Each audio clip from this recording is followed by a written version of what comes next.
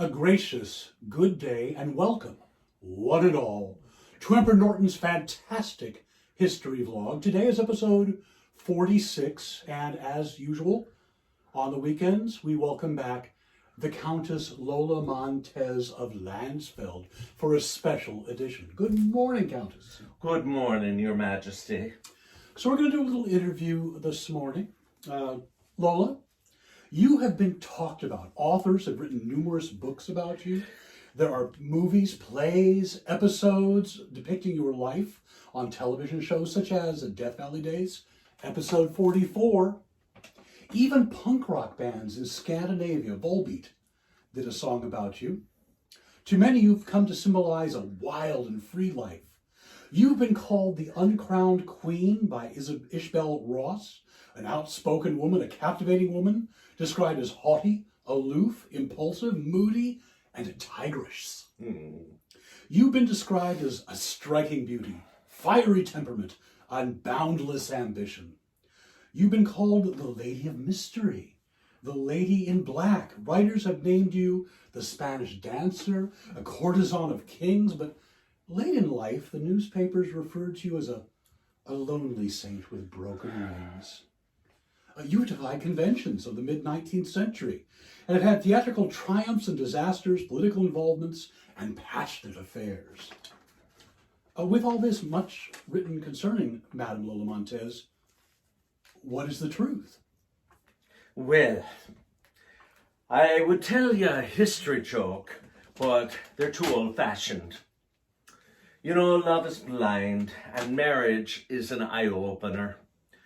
I married Mr. Right several times, but I didn't realize that his first name was Always. Few women admit their age, but few men act it.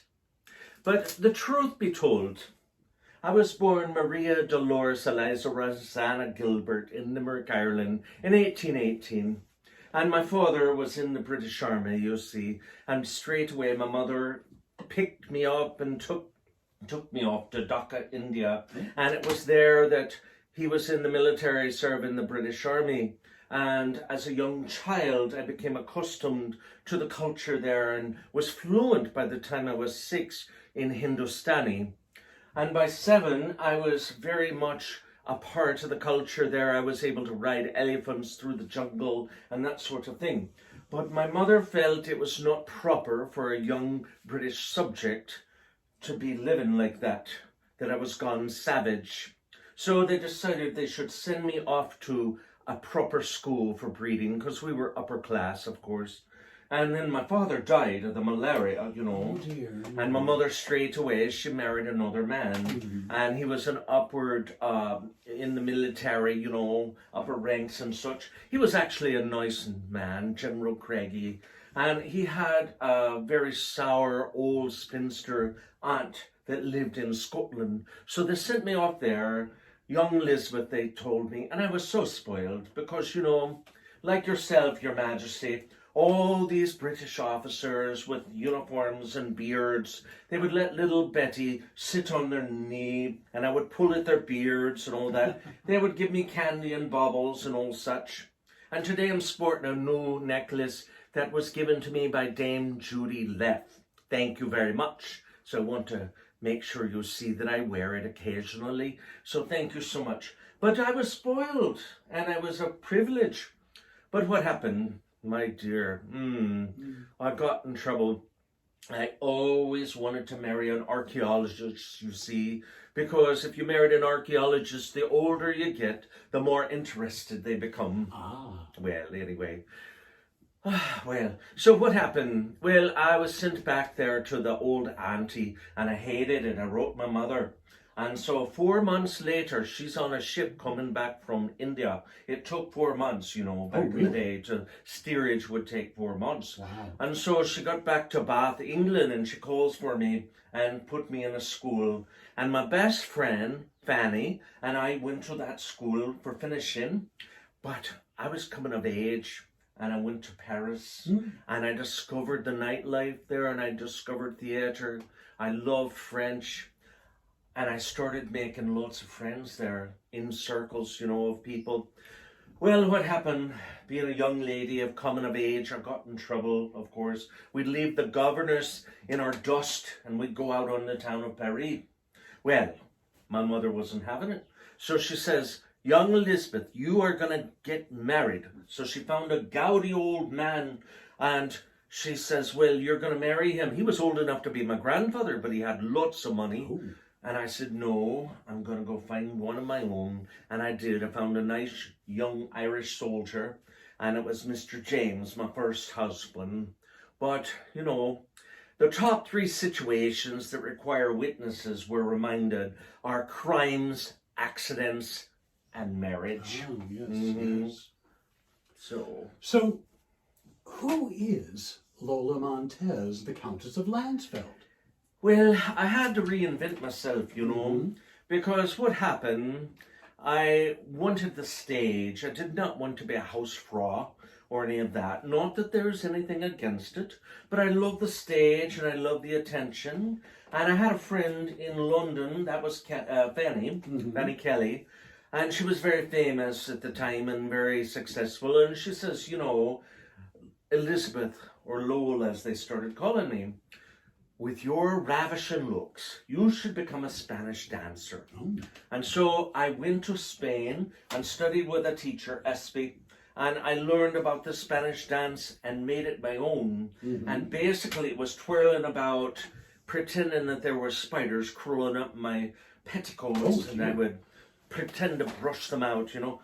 And I have lots of buttons on me, see. Oh, I see some spiders. Yes, I have some spiders there. There's spiders everywhere. Yeah, but these are the ones with diamonds. Ah. But there you have it. And so it was very, very well known and all over the world when I started touring. And by the time I got to Melbourne, Australia, one day I forgot my panties as I was twirling about. And the tips were exceptionally good, I might add. But it was outlawed. And reputation preceded me wherever I went after that.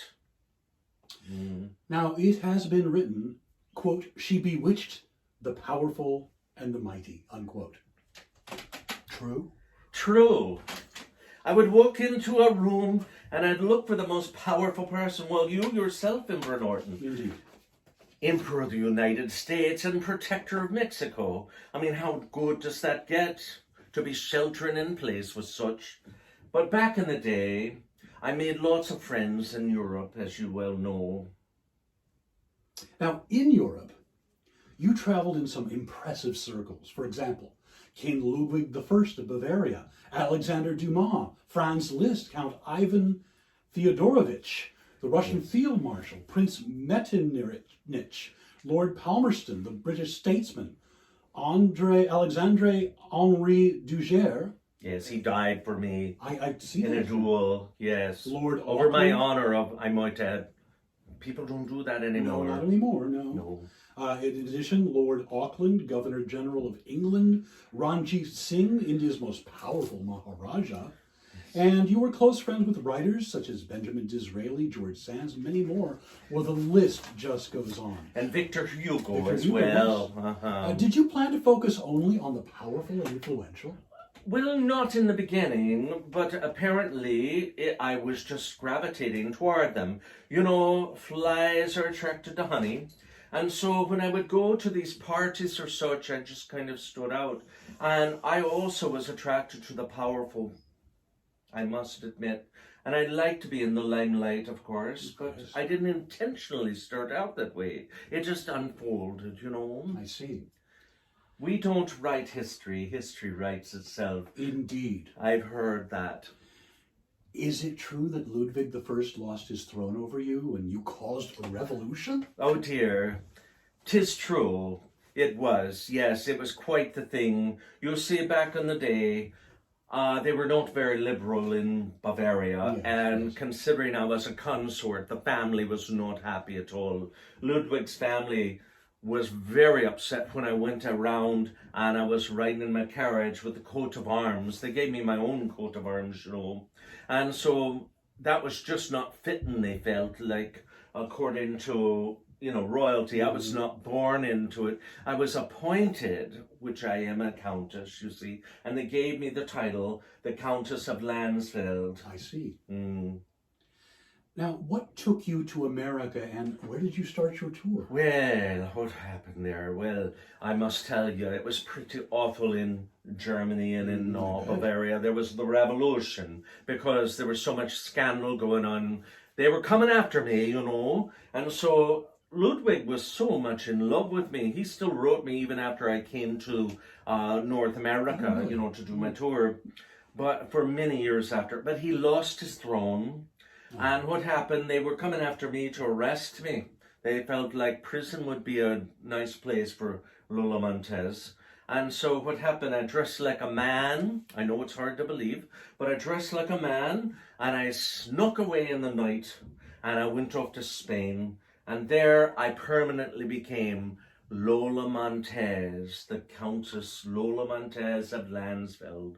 And it stayed with me. And what I did, I came across the ocean and went to New York City and started there. Then we went to St. Louis, which was just a frontier town, but they loved me there. And then I went down to New Orleans and I picked up a few provisions and, I had a maid that came along with me and a new publicist. I was also sued by several people for bigamy by that time, and so I had to keep moving. So what happened? We decided we were going to California.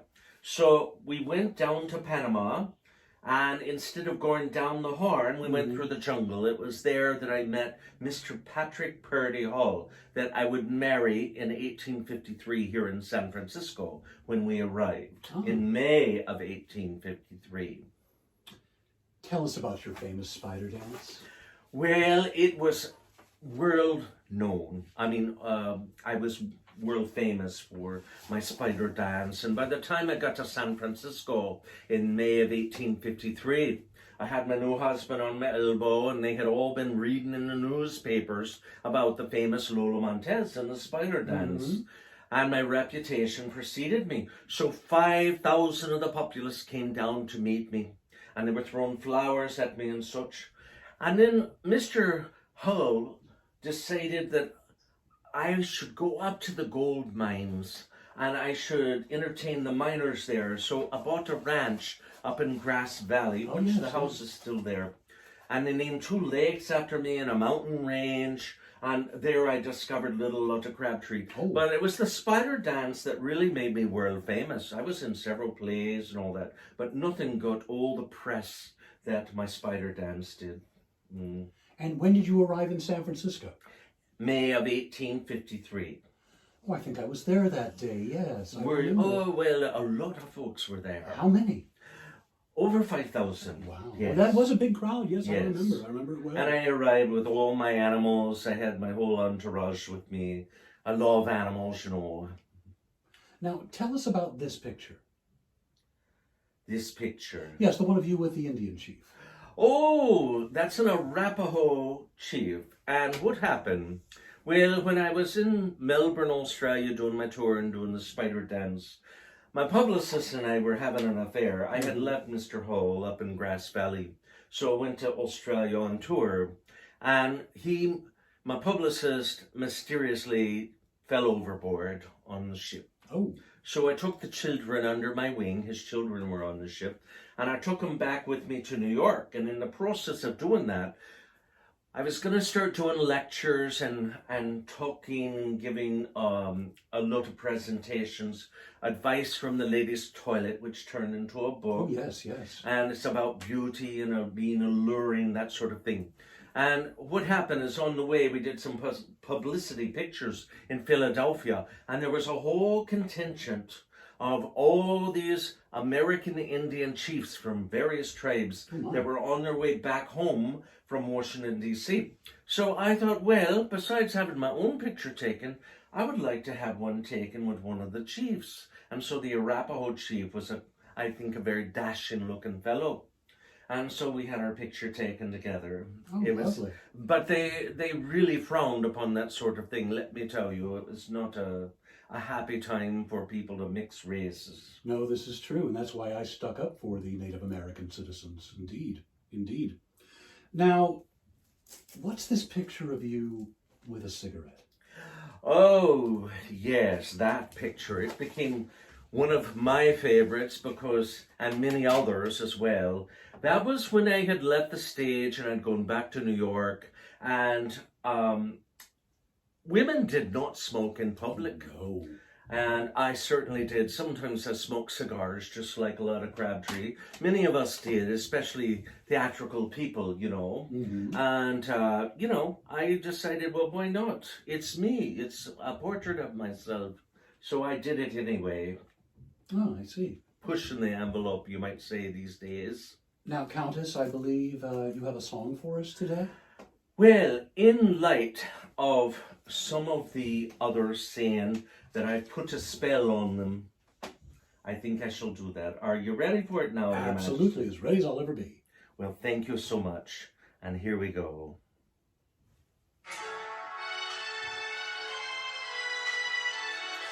You know,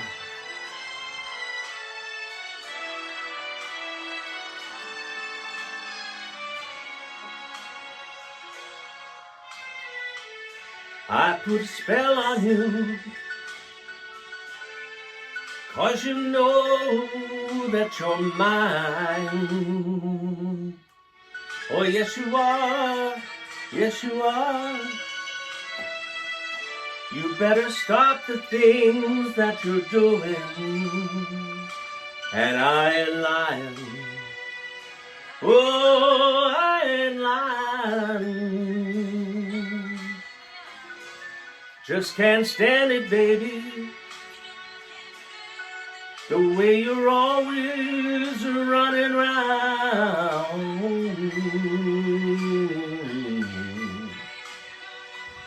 I just can't stand it, baby,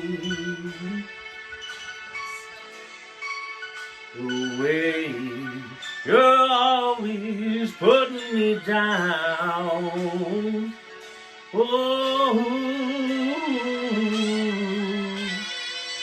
so I put a spell on you, baby, 'cause you know you are mine. Oh, yes you are, yes you are. You always cheating, mistreating, baby. That's no way to love. Oh yeah, I put a spell on you, baby, 'cause you know that you are mine.